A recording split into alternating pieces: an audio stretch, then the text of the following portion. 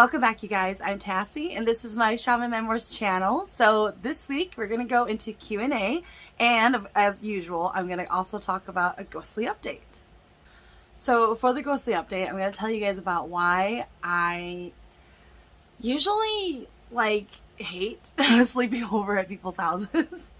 Okay, so I went to go sleep over at a friend's house this past weekend, and when I was there, it's one of those things where when there's like a lot of ghostly activities, I already know I'm gonna have a hard time sleeping. So I was sleeping that night and I was tossing and turning until like 2 in the morning. It was really, really bad. Now what happened was around 4 in the morning, I woke up and I was like, oh my gosh, I have to go pee and there's gonna be ghosts everywhere. And then I was like, okay, whatever. And I'm really tired, but I really have to go pee. So I pull the blankets off and I'm getting off of the bed. And then as I come over to the edge of the bed, there's a kid ghost hiding, like hunched over. And it's just looking at me like, oh, you can see me? And I'm just like, whatever. I walk past this guy. So I'm going towards the bathroom. And there's this feeling that people who can sense ghosts, you start to feel it. It's like it's in the air. You know that it's coming and your senses become super heightened because you're really scared. You know it's there, but you know what? I'm grumpy. I have to pee and I know you're in the bathroom. Now, this is not a bathroom where you can just, open the door and the light switch is right on the side, right? Okay. You have to walk in and the light switch is above the toilet seat. So I was like, I'm just like walking in and they have like a window in the bathroom and you can see its shadow too, and it's just standing there staring at me. And I was pretty proud of myself, but then at the same time I was also really annoyed. So then I just went in there and I reached for the light and I turned it on and it was gone. But I'm just so annoyed. So I eventually go back to sleep, right? And after all of this, I go back to sleep. And I'm just tossing and turning. And then finally, somebody had left the house around, I want to say like 6 or 7 in the morning. When they left, bam, I slept so peacefully. And, people who know me, I'm a really light sleeper. And the reason why I slept so peacefully was because this individual has an entity with them. And that's why it was there. But when this person ended up leaving early in the morning, I was finally okay. But I am somebody who usually when I go to sleep, I'm pretty light. As far as every little thing wakes me up, right? So the only time I'm a really deep sleeper is if I'm super exhausted, which I actually am not somebody who sleeps a lot. I know that might come as a shocker. I don't know. But like my sister in particular, she could never believe how early I'm always up. Because usually I don't go to sleep until after midnight, 1 in the morning. And then I get up really early. So usually if I'm sleeping with her and then it'll be 7 or 8 in the morning and I'm just looking at her. Because I've been waiting. I've been trying to give her time to wake up.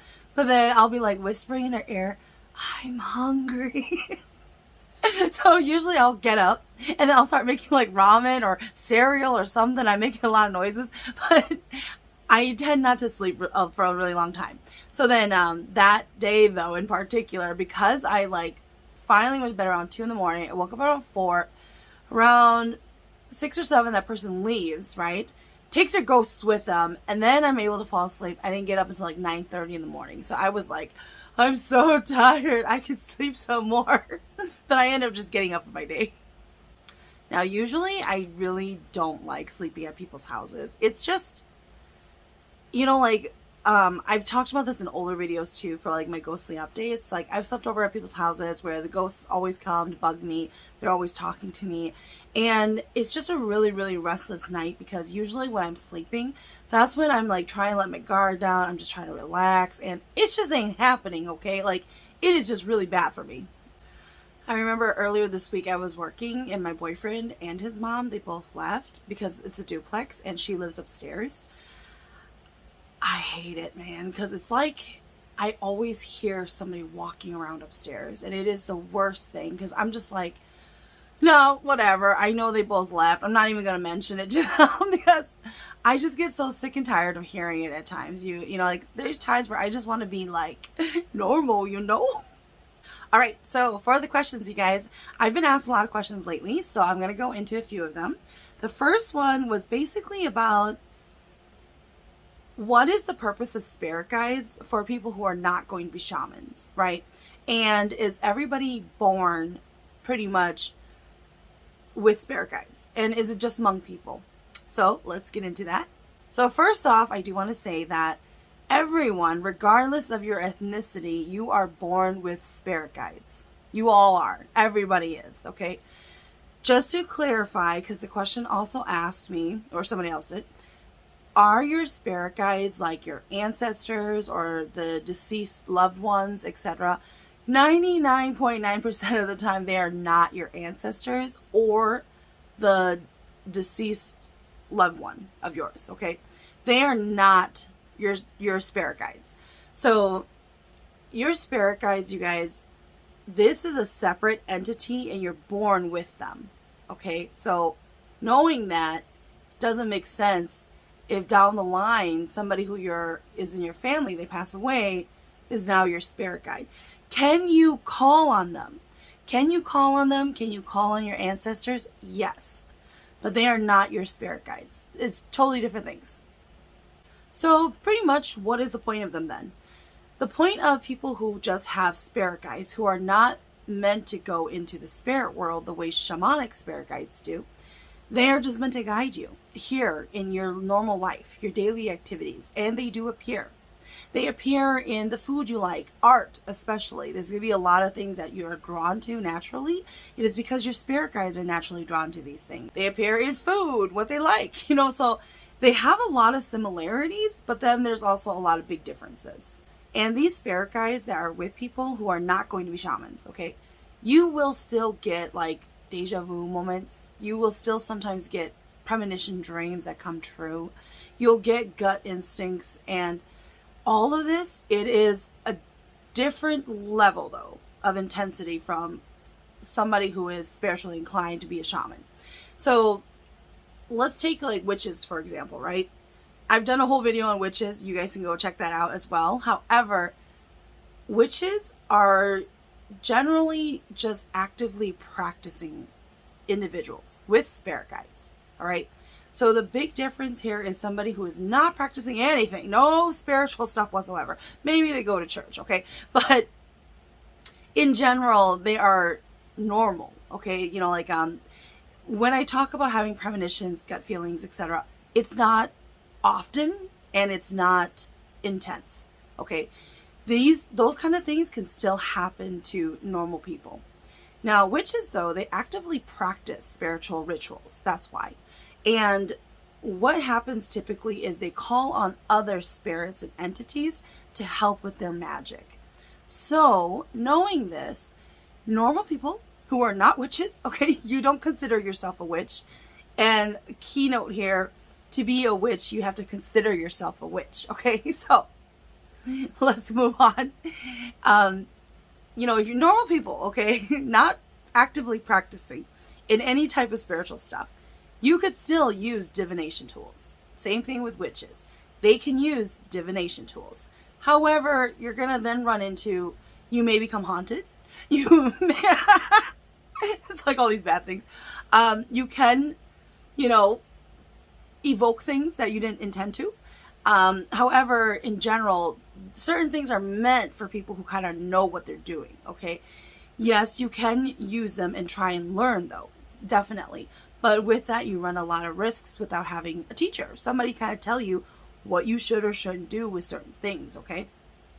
So, these are all people who have spirit guides, okay? And you guys could, in another term, cultivate your spirit guides. I'm putting it in parentheses, or quotation marks, because they don't like me using the word cultivation. Anyways, my own spirit guides do not like to use that term. Okay. So by practicing spiritual rituals, you can heighten your senses with your spirit guides. But that doesn't mean you're going to go into the spirit world, okay? Could you potentially, when they get in there? Yes. However, I caution people who are not supposed to be shamans, like in this lifetime, you're not supposed to be a shaman. and let's say you're gonna do it anyways, you open yourself to being possessed. And that's how you, I'm not saying that's how you get into the spirit world. I'm just saying there are stories, and the story goes, you go to see if you're going to be a shaman, and demons possess you to do it. And then after your final level and your teacher's done with you, now you're on your own, you no longer need a teacher to protect you, they will remove the demons, and now you're crazy. So, that's kind of how the story goes. I know I'm not making this easier on you guys. But in general, people who maybe they never have crazy stuff happen to them, or maybe they sometimes do, but it's, they could easily justify it as something else, or they don't really believe in it, etc. You can, of course, like anybody, dabble into certain things, and you run the risk, though, if you don't know what's on the other side, what's going to happen. So, but in general, people like that, you're meant to just live your normal life, and you're supposed to have your spirit guides who guide you here. They help you make good decisions. Sometimes you don't listen. So you know what? A lot of people don't listen like me. So I'm not the only person who does this. But the biggest difference, with shamanic spirit guides is that shamans go into the spirit world to get more spirit guides. Okay? And depending on that shaman's abilities, their task per se, what they're supposed to be doing, you're going to have the emotional healers who are more psychic, and they look at those kind of things for people. You're going to have the spiritual ones who help with illnesses, etc. And then you're also going to have the ones who do like actual medicine, where they can go to the woods and bring back medicine for you, okay? And then it will cure you. It really will cure you. Okay, so it's about the art of practicing as a shaman. And when you go into the spirit world, knowing how to navigate that and getting more stronger and other types of spirit guides, it will affect your basic way of being as a shaman. Like your certain spirit guides that you get will like and require certain things, right? And that's how they teach you, and that's how you grow as spiritually in the spirit world to help people. But shamans in general are spiritual doctors. They're supposed to help and heal people. That is the point of them. So that would be the biggest difference, you guys. And if you guys have seen any of my videos, you guys will know the shaman world, it's not always like pretty, right? It's not like it's easy at all. It's not like it's a safe, fun place to go. Usually shamans only go because they have to go. Okay, so, and then because they are able to go into the spirit world and interact and change things, like, you can, there's a lot of reasons why people need shamans. And I would definitely say Hmong people in particular, we are fortunate to have shamans where we know why we would need a shaman. Okay, so if you're somebody who you're not really around shamans, okay, this is not, something you grew up with and you didn't have to do all these rituals, and you know what all these rituals are, okay, and why it happens, okay, so a lot of times people will they don't know why they would need a shaman, and that's the reality of a lot of people's worlds that I'm not privy to because I didn't live in that life. When I was younger, yes, I lived there, but, I didn't know that when you are about to give birth, you need to split the souls, like I didn't know that, so other people wouldn't know those things and why they would need a shaman. People might sometimes assume it's only because you have an illness right now. But what if it's an illness of the land, of the house, like even the cars, okay? that just totally reminded me of something. There is this myth, okay? It's an old wives' tale that if you have any type of sexual intercourse in a car, the car is going to break, okay? Do I believe in it? No, I do not. I'm sorry, I don't believe in it. I don't. Yeah, I just do not believe in that, but I'm just saying. All right, the next question, I'm going to rate it because I'm never going to remember how to say it. Why do your own spirit Jupli need money? And why do you need to bribe them to come back? How do they spend the money? All right, so In my videos, especially like when I hooply and stuff like that, I talk about how, in particular, I have somebody who I always need to burn money for them, right? Or else they won't come back, no matter what, okay? So just so you guys know, it's gonna differ for everybody, okay? This is not gonna apply for everyone. So this particular individual, though, because of they have spirit guides and they're supposed to be a shaman in this lifetime. Now, that could be a lot of people. How come you don't have to burn money for them? Because his spirit guides in particular are upset and they are demanding money. That is why. So not everybody is going to have those same scenarios, right? So just keep that in mind, you guys, that usually with hooply and any spiritual service that you're doing, okay, this is a negotiation, all right? So it's not, you could call it a bribe, of course, but in reality, it's a negotiation. I will do this and you will come, okay? And if they agree, you do it, you know, and it should work, right? So just keep that in mind, you guys. That's not going to apply for everybody. You know, like, you don't have to burn money for everybody during hooply, okay? This is just this one particular person. It's always this person. And so we do it and it comes like nothing. Now, spiritually, can they spend the money? Of course, yes, they can. For a lot of Asian people in general, they burn what we call joss money, which is spirit money. And so we tend to burn it for our deceased, our loved ones, our ancestors, etc. And you can also do it for the Sika. You can do it for people who are living, okay? This isn't just something that happens to, it's anything spiritual, all right?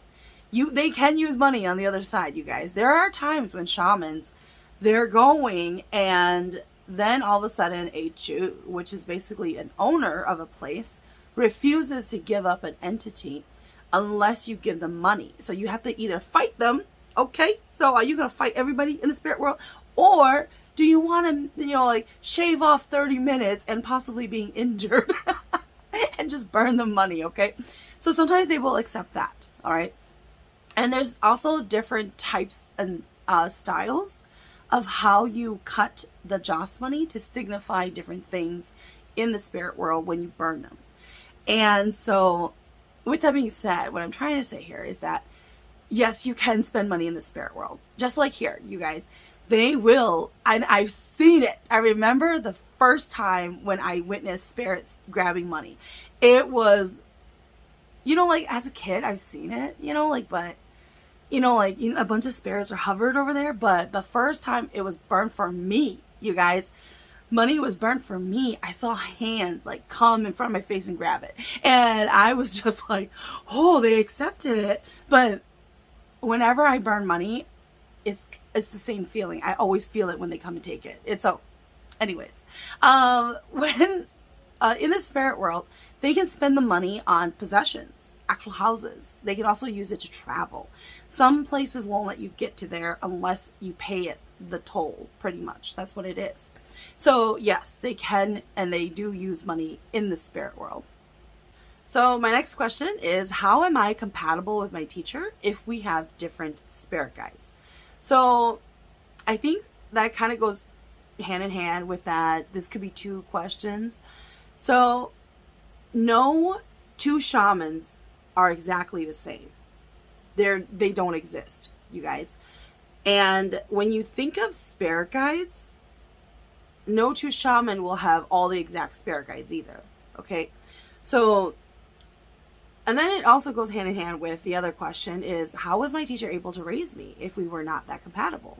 So there's a lot of nuances here. Okay. So first let's start off with, my teacher, she has admitted this. You know, it's open knowledge in public for people who know her. She frequently discusses how when she first started and became a shaman, she was a very low-level shaman. And as you guys know on my channel, I don't like to discuss the levels because it kind of makes people butthurt. So I'm just going to say, she openly talks about how she was a very low-level shaman. And what happened was she ended up upping her ranks by raising tons of students. Okay, when you raise a bunch of students, you will up your ranks as well. you get a lot more experience, you become even more powerful, all sorts of stuff. So by doing that, she was able to raise herself closer to my level, so that way she could get my spirit guides. So you're going to have times where, you know, shaman teachers, if they cannot see where your spirit guides are, there are certain passages that they cannot get to. So if they cannot get to that side, they will never know what to do over there. They will never know how to get there. So that's what we talk about a bit when we discuss levels with shamanism. Your teacher has to be able to see your levels. If they can't even come close to it, they can't get your spirit guides. So it wouldn't help you. Make sense? Now, I will say that my spirit guides wanted a lot of different things from my own teacher. And they didn't like the shrine. They wanted different colors. Okay, so I'm a red cap and all of my strings are red. However, they wanted different things for my shrine because my teacher, she doesn't have a certain type of spirit guides that I do. That's why my side wanted something different. But in the end, they gave up on it and they said, in the future, we will change this. The reason for this, and it's very important if you have a good teacher-student relationship, you need to mirror your teacher. Your teacher does not mirror you, okay? So if you are somebody who has an easy time in the spirit world, who easily communicates with their spirit guides, you just need someone to raise you and you'll handle the rest, okay? If you're not those things, you need to follow your teacher and it will impact you, okay? So, you know, like and here's the thing, okay? I feel like I have to say this, but I've met shamans who also, you know, like sometimes they kind of talk down on their teacher and they were like, oh, I just needed anybody to just raise me. It's okay. But they're struggling. Okay. So I'm kind of like, are you sure you don't need that teacher? You know, so if it's somebody who has a lot of questions and they still haven't figured it out, like if I sit here and I think on a question, my spirit guides should tell me. They will tell me. And so if I don't, that means I still need a teacher. So, you know, you gotta think about that. But I feel like, you know, a lot of this stuff and information I give you guys, I feel like people should know it, but a lot of people don't. So, with that being said, a lot of people can raise students, but they're kind of different. The only time you can never raise a student is if they are a totally different colored cap from you. So usually to tell, your teacher should be able to tell. Like, for some people who don't see visions and hear stuff, it's a gut instinct. They know what color cap you are. Okay, I can see what color cap somebody's supposed to be. And so that's kind of like, you know, like that's when for sure a black cap could not raise a red cap and vice versa. You know, their abilities are just so different. And that's the key part here. But if you are both red caps, okay, let's say you're both red caps and your teacher is close enough to your level or higher than you, they can easily raise you, no issue, okay? But if you're spirit guides and if you're having too many issues, etc., the easiest answer is to find a different shaman teacher. And you will probably never be exactly like your own teacher, okay? And your teacher, vice versa. They will never be exactly like you either. Usually, though, what happens, and this did happen to one of my own students, because I have the talking, okay, they call it the talking in Hmong, okay, that's why. So that's why I call it that, okay? So I have what they call the talking, okay? So my student eventually started to hear sounds and they started to get images, right? But usually your teacher, when they raise you, a bit of their gifts come down to their students. And so that's why some shamans, even after they reach their master level, they will find another teacher and start all over again from the ground level back up, because their new teacher will then gift them their own gifts as well. So you also have that too. All right, the last burning question that a lot of people ask me: what does the spirit world look like? You guys, I've done a video on this before. I feel like it's kind of like, how do I explain what does America look like? Okay. That's kind of, that's the feeling I get when somebody asks me like, oh, well, what does America look like compared to the rest of the world? For myself, and this is only my experiences and what I see, you guys, other people will probably see different places and go to different worlds and different everything. But in general, when I go, even if it's kind of like a scary place, it's actually really beautiful. It is, and I'm not talking about America right now, okay? I'm really talking about the spirit world. When I go and I see in the spirit world, I do these dumb things. I mean, I think normal people would do this, but I feel really stupid when I do it. I stare really hard, okay? Because I remember getting new clothes. And I got new clothes, and I remember I kept like you're shaking and you're going, and I kept like looking down to see my sleeves because I needed to see what it looked like, because I'm like, this is my chance. Like I need to see, and so it's beautiful and it's insane. Like you don't know what it's made out of, but it's alive, and it's just, that's what it's like. So let's say, for example, I'm going, like, for example, when I went into the spirit world after I got yelled at, then in the spirit world, I actually have a tutor or a mentor that I actually followed, and they taught me a lot of stuff too, and you're supposed to learn from them, okay? Not everybody is going to have this, but I would go and visit another god. And in my novel I'm writing, you guys will find out anyways, but this god in particular, I was always trained by him. So when I went into the spirit world, after, I would say, like, at least by my second level shrine, then I was brought to him. And it's like, if he's in a cave, it's a really pretty looking cave. Like, it's I don't know what else to describe it as other than it's ethereal. It's pretty. It's not like, I don't know, if I saw a real cave too, it'd be kind of pretty. Okay, so I don't know. But it depends on the worlds you go to and what you're doing, the plane that you're at. Like, there's different levels in the spirit world. Like, even in the heavens, there's not just one plane and all of it is the heaven, okay? Like, there's different levels of the heavens, and they're all really ethereal and pretty. Like, it's not like a junky place. I don't know what to tell you. It is reminiscent of, like, imagine a time before humans came and made it all technology and advanced and stuff like that. Okay, so imagine a time like that.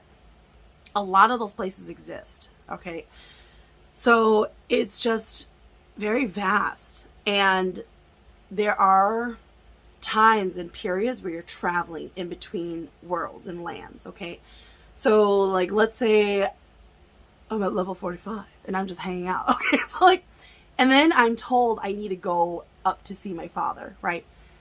The traveling, it's weird. Okay, like, most of the times I'm on a dragon.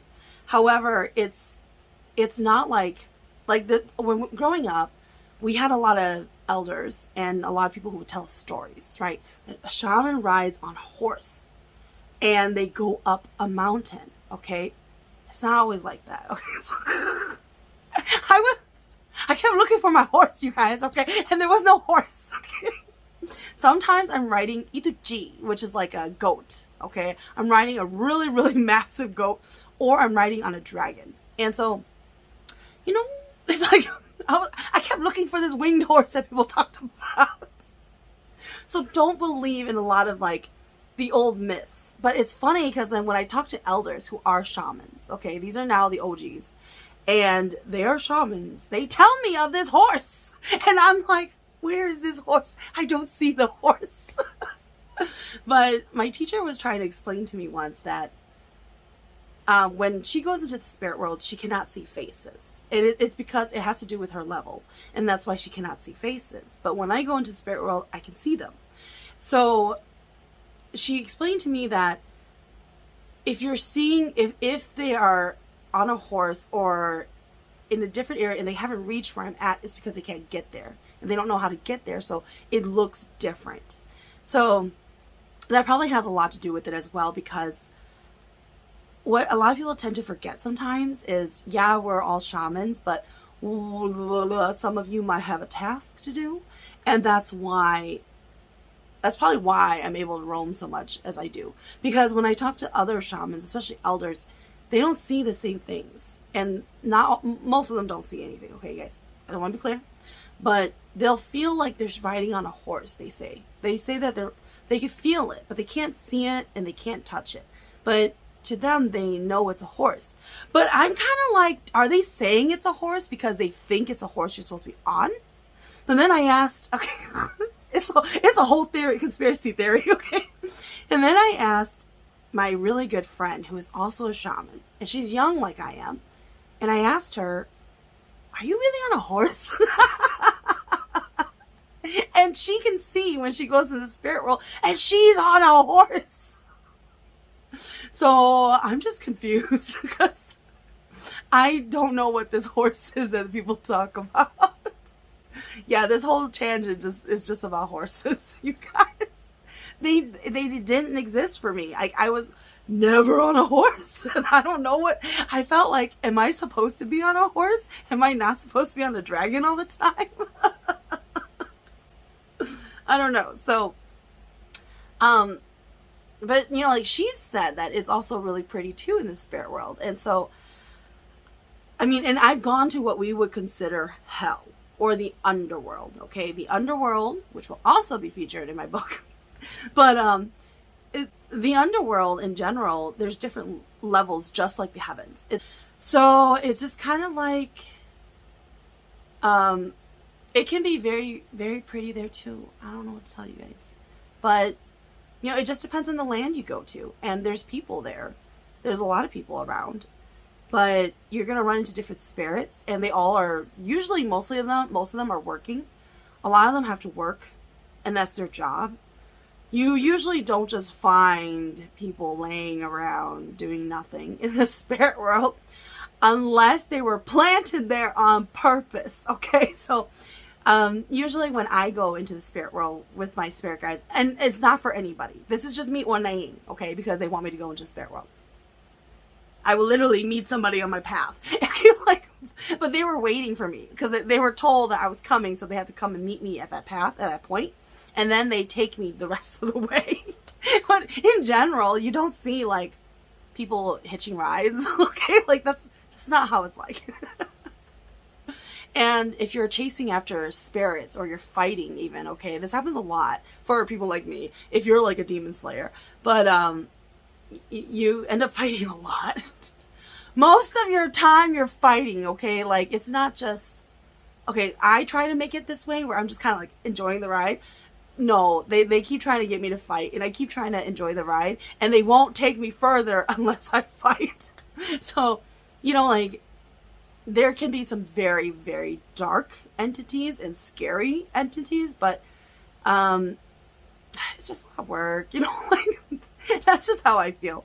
But, yeah, I don't know what else I mean, I don't know what you're looking for as far as, like, what does the spirit world look like? There's different worlds that you do different things at, and it just depends. Like, I'll tell you guys this one. Okay, so about the dragons. I frequently would go to the world where dragons are born, right? And they're babies. Okay, so this is where they're babies. I would go there, and then I would check up on things. And when you go, you're walking on the path, and it's like big bodies of water, and then there's a small trail, and you're walking on that small trail, and there's huge bodies of water in circles. I'm sorry, I was about to knock my thingy down. Sorry, a tumbler. But there's big bodies of water around you, and then there's a bunch of dragons, baby dragons in there. And then up above in the sky, it's like black with red, like lights, like it's like lightning, but it's not raining, it's just lightning constantly flashing, but the sky is black, and you can see black clouds, and there is just a ton of big dragons, like, just flying above and around it. And you know, like, I find that sometimes when you're looking for something very sacred in the spirit world, they put it in the evilest of places, okay? Like, because normal people aren't supposed to reach there. That's why. And so it's like you would swear you went to hell, okay? Like, but this is in the heavens. And so like those kind of places and things exist, you guys. But I remember going there and just seeing so many dragons, because then you're walking for a while and it's just pools and pools and pools and pools of the baby dragons, and they're all in the water. And then you go further and then you start to see them learning to fly, and they're in the sky. And so it's like, depending on the type of dragon I went to go see, the world would look different. But that is one in particular and what it looked like. So that is it for this video. Until next time, you guys.